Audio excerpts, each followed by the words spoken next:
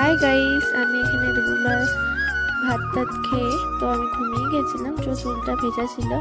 তো এরপরে আমি একটুখানি রেডি হয়ে গেলাম ঘুরতে। তো আমি আমার বন্ধু মিলে গেলাম ঘুরতে। তো আমরা এখানে কাকদ্বীপে নৌকা আছে, তো আমরা সেই নৌকার এখানে এসেছি। তো এবার আমি নৌকাতে উঠবো আস্তে আস্তে চুপি চুপি। তো উঠলাম, ওঠার পর আমি এখানে কয়েকটা ফটোশ্যুট করার পর নেমে গেলাম। তো এবারে সাইডটা দেখে নাও।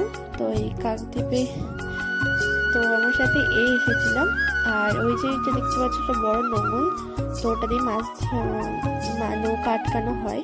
তো এবারে এই সাইডটা দেখতেই পাচ্ছ। আর এখানে জাহাজগুলো দেখে নাও, এগুলো দিয়ে সব মানুষরা ফিশিং করতে যায়। তোমরা আরো কিছু জানতে চাইলে এই সম্বন্ধে কমেন্টে বলো, আমি তোমাদের সব পুরো ডিটেলসে জানিয়ে দেবো, দেখিয়ে দেবো। তো এটা আমাদের পাড়া। তো ভালো লাগলে লাইক কমেন্ট সাবস্ক্রাইব করে